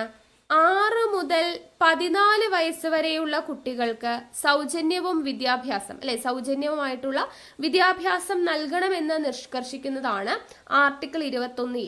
6 മുതൽ 14 വയസ്സ് വരെയുള്ള കുട്ടികൾക്കുള്ള സൗജന്യ വിദ്യാഭ്യാസം, 6 മുതൽ 14 വയസ്സ് വരെയുള്ള കുട്ടികൾക്ക് സൗജന്യ വിദ്യാഭ്യാസം നൽകണമെന്ന് നിഷ്കർഷിക്കുന്ന ആർട്ടിക്കിളാണ് ആർട്ടിക്കിൾ 21A പറയുന്നത്. അപ്പോൾ ഈ പറയുന്നതും നമ്മൾ പുതുതായിട്ട് ഇന്ത്യൻ ഭരണഘടനയിൽ കൂട്ടിച്ചേർത്ത കാര്യമാണ് അല്ലെ. ആർട്ടിക്കിൾ 21A വിദ്യാഭ്യാസത്തിനുള്ള അവകാശം കൂട്ടിച്ചേർത്തതാണ്. അപ്പൊ പുതുതായിട്ടൊരു കാര്യം കൂട്ടിച്ചേർക്കണമെങ്കിൽ ഒരു ഭേദഗതി വരണം. അതാണ് 86-ാം ഭേദഗതി. 86-ാം ഭേദഗതി വർഷം 2002. 2002 86-ാം ഭേദഗതിയിലൂടെയാണ് ആർട്ടിക്കിൾ 21A കൂട്ടിച്ചേർത്തത്. ഈ 86-ാം ഭേദഗതി വരുന്ന സമയത്തെ പ്രധാനമന്ത്രി ആരായിരുന്നു എന്ന് ചോദിച്ചു കഴിഞ്ഞാൽ അടൽ ബിഹാരി വാജ്പേയി ആയിരുന്നു കേട്ടോ. AB വാജ്പേയി ആയിരുന്നു ആ സമയത്തെ പ്രധാനമന്ത്രി. പ്രസിഡന്റ് ആരായിരുന്നു എന്ന് ചോദിച്ചു കഴിഞ്ഞാൽ APJ അബ്ദുൽ കലാം ആയിരുന്നു. ഓക്കെ, അപ്പൊ 86-ാം ഭേദഗതി നിലവിൽ വരുന്ന സമയത്തെ പ്രധാനമന്ത്രി AB Vajpayee, president APJ Abdul Kalam ആയിരുന്നു. ഇനി പാർലമെന്റ് വിദ്യാഭ്യാസ അവകാശ നിയമം പാസാക്കിയത് എപ്പോൾ? പാസാക്കിയത് ചോദിച്ചാല് 2009 ഓഗസ്റ്റ് 26 പാസാക്കിയത്. നിലവിൽ വന്നത് സ്ഥിരം ചോദ്യമാണ് 2010 ഏപ്രിൽ 1.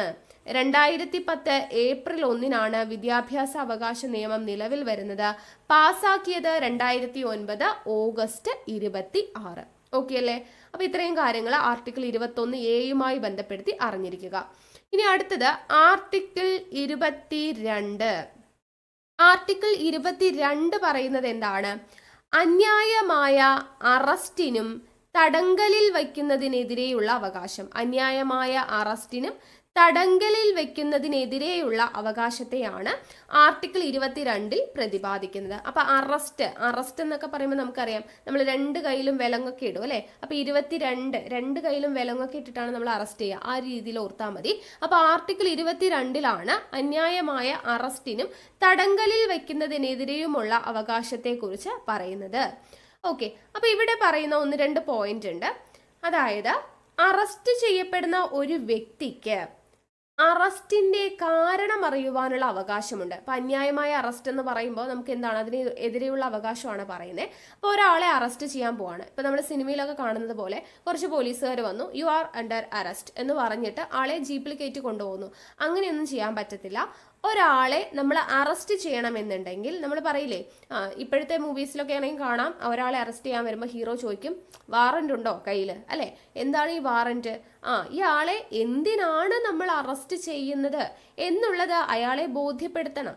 എന്താണ് കാരണം? അറസ്റ്റ് ചെയ്യുന്നതിനുള്ള കാരണം ആ അറസ്റ്റ് ചെയ്യപ്പെടുന്ന വ്യക്തിക്ക് അറിയുന്നതിനുള്ള അവകാശം ഉണ്ട് എന്ന് പറയുന്ന ആർട്ടിക്കിളാണ് ആർട്ടിക്കിൾ 22.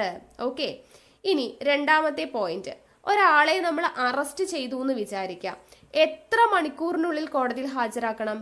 24 മണിക്കൂറിനുള്ളിൽ നമ്മൾ അദ്ദേഹത്തെ കോടതിയിൽ ഹാജരാക്കണം. അപ്പൊ അറസ്റ്റ് ചെയ്യപ്പെടുന്ന ഒരു വ്യക്തിക്ക് എന്തിന് അറസ്റ്റ് ചെയ്യുന്നു, എന്തിനാണ് അറസ്റ്റ് ചെയ്യുന്നത് എന്നുള്ള കാര്യം അറിയാനുള്ള അവകാശമുണ്ട്.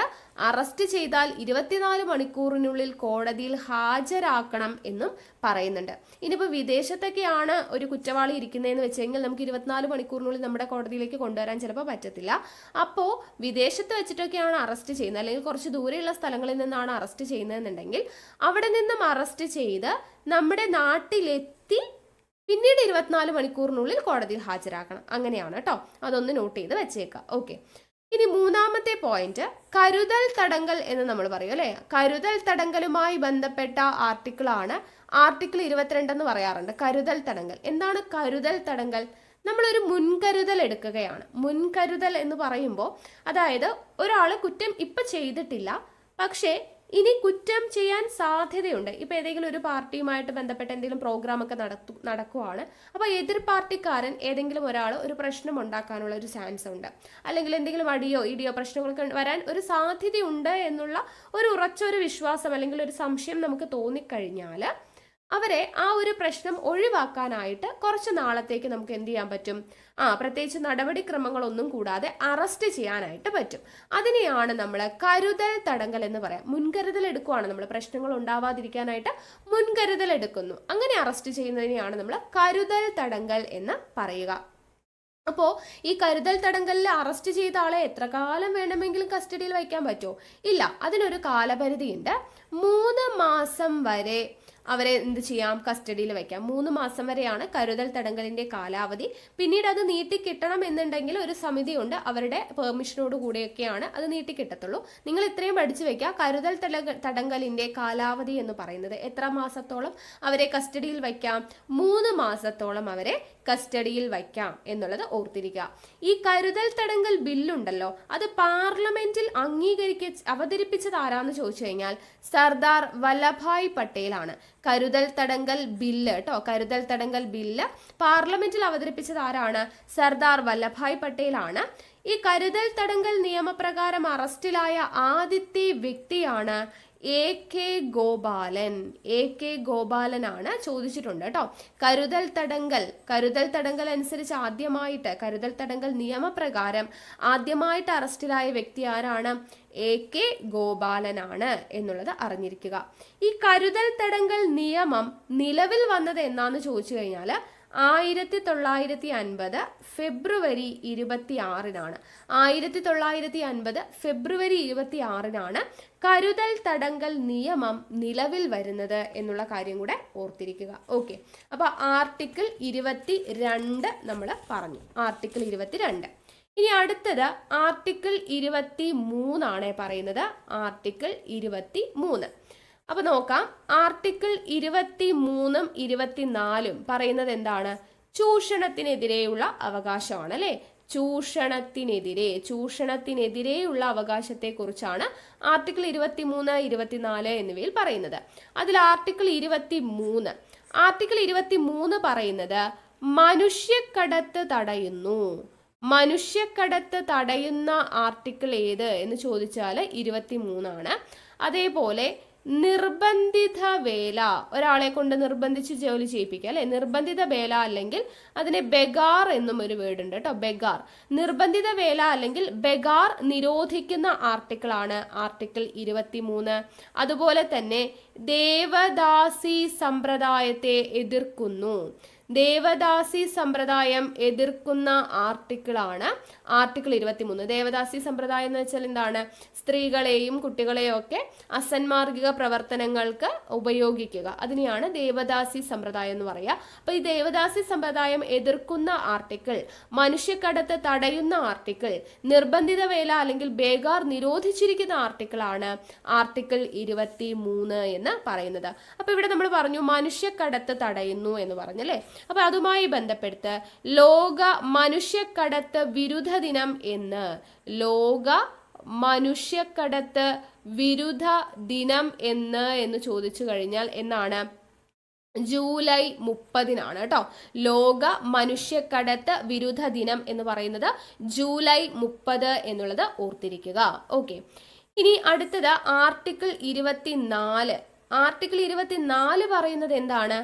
ബാലവേല നിരോധനം. ബാലവേല നിരോധനവുമായി ബന്ധപ്പെട്ട ആർട്ടിക്കിളാണ് ആർട്ടിക്കിൾ 24 എന്ന് പറയുന്നത്. അപ്പോൾ ബാലവേല നിരോധനം എന്ന് പറയുമ്പോൾ എന്താണ്? വ്യവസായശാലകളോ അങ്ങനെ അപകടകരമായിട്ടുള്ള മേഖലകളിൽ കുട്ടികളെ ജോലിക്ക് അയക്കുന്നത് നിരോധിച്ചിരിക്കുന്നു. ഇപ്പോൾ ഫോർ എക്സാമ്പിൾ, അതായത് എന്തുകൊണ്ടാണ് ഇങ്ങനെ അപകടകരമായ മേഖലകളിൽ എന്ന് പറയുന്നത്? ഇപ്പോൾ ഒരു കുട്ടി പത്രം വിറ്റിട്ടാണ് ജീവിക്കുന്നതെന്ന് വിചാരിക്കുക. അതായത് പാർട്ട് ടൈം ആയിട്ട് പത്രം വിൽക്കുന്നു. പത്രം വിറ്റ് കിട്ടുന്ന കാശ് ഉപയോഗിച്ചിട്ടാണ് ആ കുട്ടി പഠിക്കുകയും ബാക്കിയുള്ള കാര്യങ്ങളൊക്കെ ചെയ്യുന്നത്. അങ്ങനെയാണെങ്കിൽ അത് ബാലവേലയാണെന്നും പറഞ്ഞ് നിരോധിക്കാൻ പറ്റുമോ? ഇല്ല. കാരണം അത് ആ കുട്ടിയുടെ ജീവിത മാർഗമാണ്.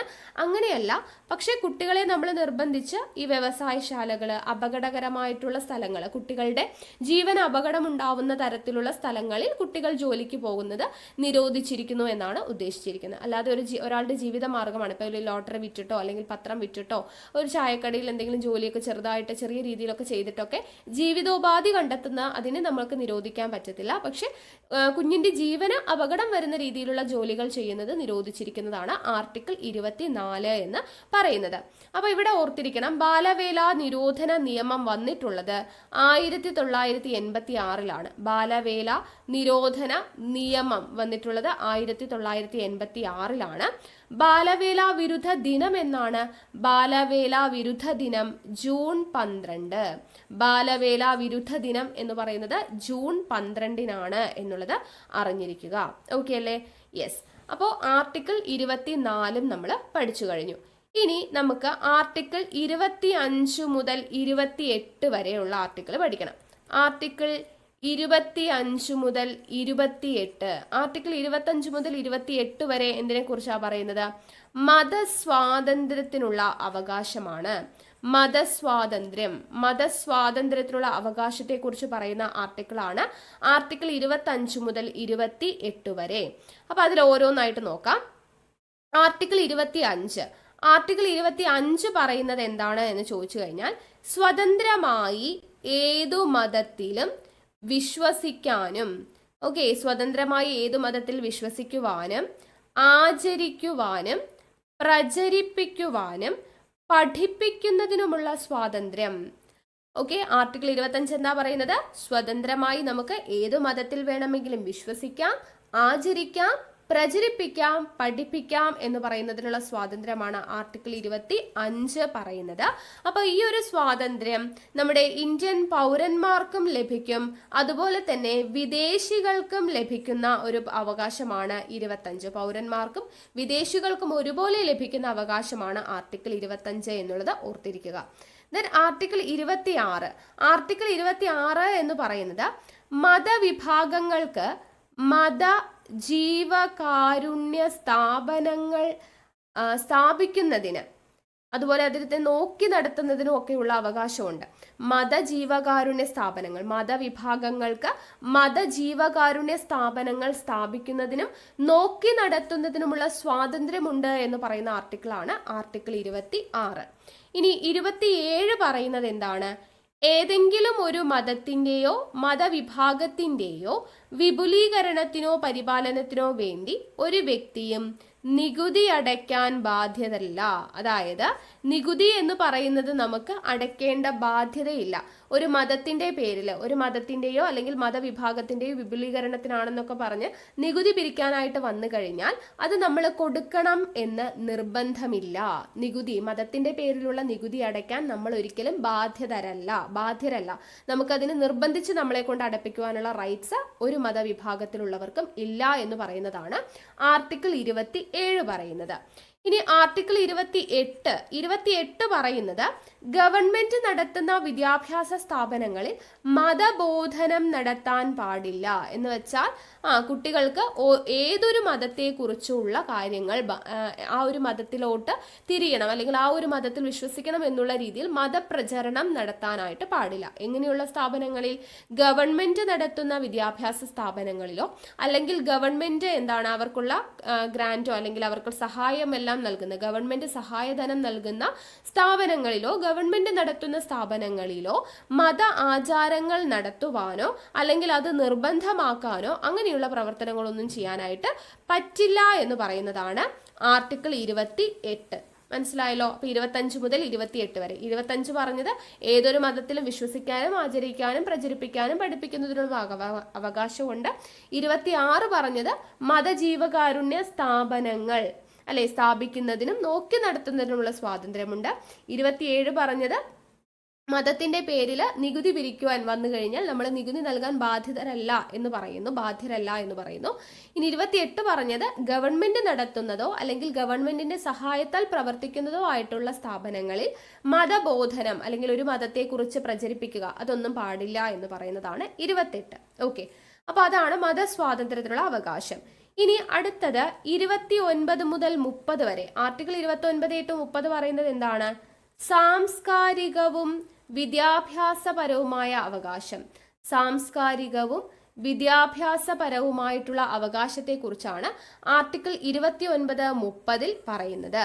അപ്പൊ അതിൽ 29 എന്ന് പറയുന്നത് ന്യൂനപക്ഷ സംരക്ഷണം ഉറപ്പു നൽകുന്ന ആർട്ടിക്കിളാണ്. ന്യൂനപക്ഷ സംരക്ഷണം ഉറപ്പു നൽകുന്ന ആർട്ടിക്കിൾ ഏതാണ്? 29 എന്ന് പറയുന്ന ആർട്ടിക്കിളാണ്. 30 ഉണ്ട് കേട്ടോ. 29, 30 ന്യൂനപക്ഷ സംരക്ഷണം ഉറപ്പു നൽകുന്ന ആർട്ടിക്കിളാണ്. ഇതിൽ നമുക്ക് അതായത് ന്യൂനപക്ഷങ്ങൾ എന്ന് പറയുന്നത് 2 തരത്തിലുണ്ട്. മത ന്യൂനപക്ഷങ്ങളും ഉണ്ട്, ഭാഷാ ന്യൂനപക്ഷങ്ങളും ഉണ്ട്. അപ്പൊ മത ഭാഷ ന്യൂനപക്ഷങ്ങളുടെ സംരക്ഷണവുമായി ബന്ധപ്പെട്ട ആർട്ടിക്കിൾ ഏതെന്ന് ചോദിച്ചാൽ 29, 30 ആണ്. അപ്പൊ ഇതിൽ 29 എന്ന് പറയുന്നതാണ് ന്യൂനപക്ഷം എന്ന് പറയുന്ന പദം ആദ്യമായിട്ട് പ്രത്യക്ഷപ്പെടുന്ന ആർട്ടിക്കിൾ. ന്യൂനപക്ഷം എന്ന് പറയുന്ന പദം ആദ്യമായി പ്രത്യക്ഷപ്പെടുന്ന ആർട്ടിക്കിൾ ഏത് എന്ന് ചോദിച്ചു കഴിഞ്ഞാൽ അത് ആർട്ടിക്കിൾ 29 ആണ് എന്ന് നമുക്ക് പറയാം. 29 പറയുന്നത് ഇതാണ്: ഭാരതത്തിന്റെ ഭൂപ്രദേശത്തോ അതിന്റെ ഏതെങ്കിലും ഭാഗത്തോ താമസിച്ചു വരുന്ന പൗരന്മാരിൽ ഭിന്നമായ ഭാഷയോ ലിപിയോ സംസ്കാരമോ സ്വന്തമായുള്ള ഏതൊരു വിഭാഗത്തിനും അത് സംരക്ഷിക്കുന്നതിനുള്ള അവകാശം ഉണ്ടായിരിക്കും. അപ്പൊ അവരുടെ ഭാഷ, സംസ്കാരം, അവരുടെ ലിപി ഇതെല്ലാം അവർക്ക് എന്ത് ചെയ്യാം? അവരവരുടെ വിഭാഗത്തിന്റെ ഭാഷയും സംസ്കാരവും ലിപിയും അതത് ന്യൂനപക്ഷങ്ങൾക്ക് അവർക്ക് എന്ത് ചെയ്യാം? അത് സംരക്ഷിക്കുവാനുള്ള അവകാശമുണ്ട് എന്ന് പറയുന്നതാണ് ആർട്ടിക്കിൾ 29. അതുകൊണ്ട് തന്നെ ന്യൂനപക്ഷം എന്ന് പറയുന്ന പദം ആദ്യമായിട്ട് പ്രത്യക്ഷപ്പെട്ട ആർട്ടിക്കിൾ കൂടിയാണ് ആർട്ടിക്കിൾ 29 എന്ന് പറയുന്നത്. ഇനി ആർട്ടിക്കിൾ 30 പറയുന്നത് എന്താണ്? ന്യൂനപക്ഷങ്ങൾക്ക് അവരുടെ ഭാഷയുടെ, മതത്തിന്റെ പുരോഗമനത്തിനു വേണ്ടിയിട്ട് വിദ്യാഭ്യാസ സ്ഥാപനങ്ങൾ നടത്താം. പുരോഗമനത്തിന് വേണ്ടിയിട്ട് കേട്ടോ, ന്യൂനപക്ഷങ്ങൾക്ക് അവരുടെ ഭാഷയുടെ പുരോഗമനത്തിന് വേണ്ടിയോ മതത്തിന്റെ പുരോഗമനത്തിന് വേണ്ടിയോ വിദ്യാഭ്യാസ സ്ഥാപനങ്ങൾ നടത്താം എന്ന് പറയുന്ന ആർട്ടിക്കിളാണ് ആർട്ടിക്കിൾ 30 എന്ന് പറയുന്നത്. ഓക്കെ, അപ്പോൾ ഈ ന്യൂനപക്ഷങ്ങളുടെ കാര്യം പറഞ്ഞില്ലേ? അപ്പൊ ന്യൂനപക്ഷം എന്ന് പറയുന്നതിൽ ദേശീയ അടിസ്ഥാനത്തിൽ ഈ ന്യൂനപക്ഷം എന്ന് പറയുന്ന വിഭാഗത്തിൽ ഉൾപ്പെടുന്ന മതങ്ങൾ എത്രയാണ് എന്ന് ചോദിച്ചു കഴിഞ്ഞാൽ 6 മതങ്ങളാണ് ഉള്ളത്. ഓക്കെ, ന്യൂനപക്ഷ വിഭാഗത്തിൽ പെടുന്ന മതങ്ങൾ 6 എണ്ണമാണ് ദേശീയ അടിസ്ഥാനത്തിലുള്ളത്. അത് ഏതൊക്കെയാണെന്നുള്ളത് പഠിച്ചു വെക്കണം. 1 ഇസ്ലാം. 2 ക്രിസ്തു. 3 സിഖ്. 4 പാഴ്സി. 5 ബുദ്ധമതം. 6 ജൈനമതം. ഓക്കെ, അപ്പോൾ ഈ 6 മതങ്ങളാണ് ദേശീയ അടിസ്ഥാനത്തിൽ ന്യൂനപക്ഷം എന്ന് പറയുന്ന വിഭാഗത്തിൽ ഉൾപ്പെടുന്ന മതങ്ങൾ. 6 എണ്ണം: ഇസ്ലാം മതം, ക്രിസ്തു മതം, സിഖ് മതം, പാഴ്സി, ബുദ്ധമതം, ജൈനമതം. ഈ 6 എണ്ണമാണ് ന്യൂനപക്ഷ വിഭാഗത്തിൽ ഉൾപ്പെടുന്ന, ദേശീയ അടിസ്ഥാനത്തിൽ ഉൾപ്പെടുന്ന 6 മതങ്ങൾ എന്ന് പറയുന്നത്. ഇതിൽ ഏറ്റവും ഒടുവിലായിട്ട് ന്യൂനപക്ഷ അംഗീകാരം ലഭിച്ച മതമാണ് ജൈനമതം. 2014 അംഗീകരിച്ചത്. ജൈനമതം ന്യൂനപക്ഷ മതമായിട്ട് അംഗീകരിച്ചത് 2014. അപ്പോൾ ഒരു മതം അത് ന്യൂനപക്ഷമാണോ അല്ലയോ എന്ന് തീരുമാനിക്കുന്നത് ആരാ? അത് ദേശീയ ന്യൂനപക്ഷ കമ്മീഷനാണ്. ദേശീയ ന്യൂനപക്ഷ കമ്മീഷനാണ് ഒരു മതം ന്യൂനപക്ഷമാണോ അല്ലയോ എന്ന് തീരുമാനിക്കുക. ദേശീയ ന്യൂനപക്ഷ കമ്മീഷൻ 1993 വരുന്നത്. അപ്പോൾ 1993 വന്ന ദേശീയ ന്യൂനപക്ഷ കമ്മീഷനാണ് ഒരു മതം ന്യൂനപക്ഷമാണോ അല്ലയോ എന്ന് തീരുമാനിക്കുന്നത്. അങ്ങനെയാണെങ്കിൽ ദേശീയ ന്യൂനപക്ഷ അവകാശ ദിനം എന്നാണ്? ദേശീയ ന്യൂനപക്ഷ അവകാശ ദിനം. ദേശീയ ന്യൂനപക്ഷ അവകാശ ദിനം എന്ന് ചോദിച്ചു കഴിഞ്ഞാൽ ഡിസംബർ 18 കേട്ടോ. ഡിസംബർ 18 ദേശീയ ന്യൂനപക്ഷ അവകാശ ദിനം എന്ന് പറയുന്നത്. ഓക്കെ, അപ്പോൾ 29, 30 കിട്ടിയെന്ന് വിശ്വസിക്കുന്നു. ഇനി അടുത്ത ആർട്ടിക്കിളാണ് ലാസ്റ്റ് മൗലികാവകാശങ്ങളിൽ ആർട്ടിക്കിൾ 32. ആർട്ടിക്കിൾ 32 പറയുന്നത് എന്താണ്? മൗലിക അവകാശങ്ങളുടെ ലംഘനം ഉണ്ടായിട്ടുണ്ടെങ്കിൽ, മൗലിക അവകാശങ്ങളുടെ ലംഘനം ഉണ്ടായാൽ അവർക്ക് ആരെ തേടാം, അല്ലെങ്കിൽ ആരുടെ സഹായം തേടാം? സുപ്രീം കോടതിയെ നേരിട്ട് സമീപിക്കാം.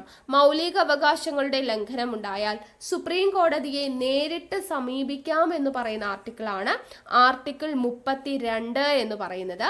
ഈ ആർട്ടിക്കിളിനെയാണ് ഡോക്ടർ BR അംബേദ്കർ എന്തെന്ന് പ്രതിപാദിച്ചത്? ഇന്ത്യൻ ഭരണഘടനയുടെ ഹൃദയവും ആത്മാവും എന്ന് BR അംബേദ്കർ വിശേഷിപ്പിച്ചതാണ് ആർട്ടിക്കിൾ 32.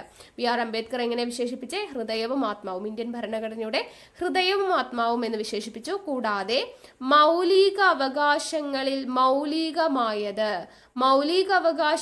മൗലികമായത് എന്ന് BR അംബേദ്കർ വിശേഷിപ്പിച്ചതും ആർട്ടിക്കിൾ 32നെയാണ്. അപ്പൊ മൗലിക അവകാശങ്ങളുടെ ലംഘനമുണ്ടായാൽ ഒരു പൗരന് സുപ്രീം കോടതിയെ നേരിട്ട് സമീപിക്കാം എന്ന് പറയുന്ന ആർട്ടിക്കിളാണ് ആർട്ടിക്കിൾ 32. BR അംബേദ്കർ ഹൃദയവും ആത്മാവും എന്നും മൗലിക അവകാശങ്ങളിൽ മൗലികമായത് എന്നും വിശേഷിപ്പിച്ച ആർട്ടിക്കിളാണ് ആർട്ടിക്കിൾ 32. ഓക്കെ അല്ലേ?